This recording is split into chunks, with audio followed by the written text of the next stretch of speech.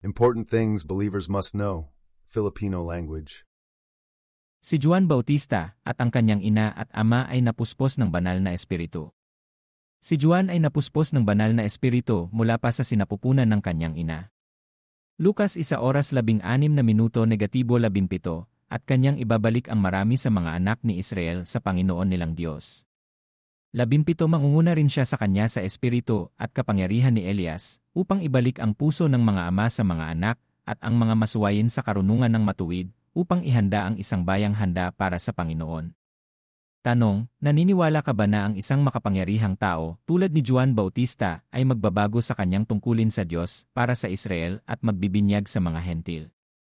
Hindi. Ipinaliwanag ni Juan Bautista sa 5 aklat, Mateo, Marcos, Lucas, Juan at mga gawa na si Jesus ay mas makapangyarihan kaysa sa kanya. Sinabi niya na siya ay magbibinyag sa tubig at si Jesus ay magbabautismo sa banal na espiritu.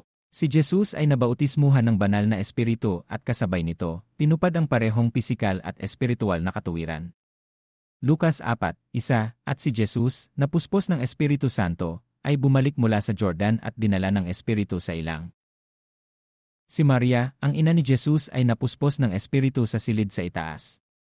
Mga gawa 1:13 na, at nang sila'y makapasok, ay nagsyahon sila sa silid sa itaas na kanilang tinutuluyan, sina Pedro, Santiago, Juan, at Andres, Philip at Thomas, Bartolomeo at Mateo, si Santiago na anak ni Alfeo at si Simon na Zialot, at si Judas na anak ni Santiago. 14 na ang lahat ng ito ay nagpatuloy na may pagkakaisa sa pananalangin at pagsusumamo, kasama ang mga babae at si Maria na ina ni Jesus at ang kanyang mga kapatid. Mga gawa 2:1-4 nang ganap na sumapit ang araw ng Pentecosts, silang lahat ay nagkakaisa sa isang lugar. 2 At biglang dumating ang isang ugong mula sa langit, na gaya ng humahagibis na malakas na hangin, at napuno nito ang buong bahay na kanilang kinaupuan. 3 Nang magkagayoy napakita sa kanila ang mga wikang nahahati, na parang apoy, at isa ang naupo sa bawat isa sa kanila. 4 At silang lahat ay napuspos ng banal na espiritu, at nagsimulang magsalita ng iba't ibang mga wika, gaya ng ibinigay sa kanila ng espiritu na salitain.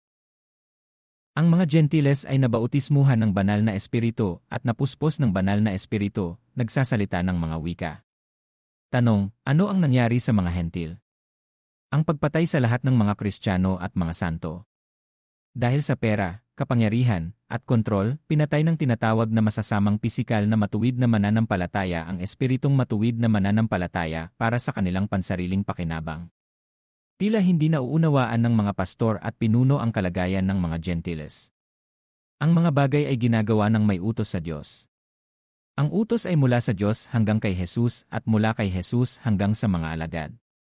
Iyan ang dahilan kung bakit ibinigay ang atas sa mga alagad sa Mateo 28:19, kaya't humayo kayo at gawin niyong mga alagad ang lahat ng mga bansa, na bautismuhan sila sa pangalan ng Ama at ng Anak at ng Espiritu Santo. At Juan 20:21, kaya't muling sinabi ni Jesus sa kanila, sumainyo ang kapayapaan. Kung paanong sinugo ako ng Ama, sinusugo ko rin kayo. Nakikipag-usap sa mga alagad Kristiyano. Isinugo ni Jesus ang mga alagad na tinawag na mga Kristiyano at mga banal. Ang disipulo ay isang Kristiyano sa mga gawa 11:26 at ang mga alagad ay unang tinawag na mga Kristiyano sa Antioch. Kaya, maaari mong sabihin na ang mga Kristiyano at mga santo lamang ang maaaring magturo ng katotohanan sa mga mananampalataya dahil sila ang may espiritu ng katotohanan. Lucas 8:1 at tinanong siya ng kanyang mga alagad na nangagsasabi, ano ang kahulugan ng talinghagang ito?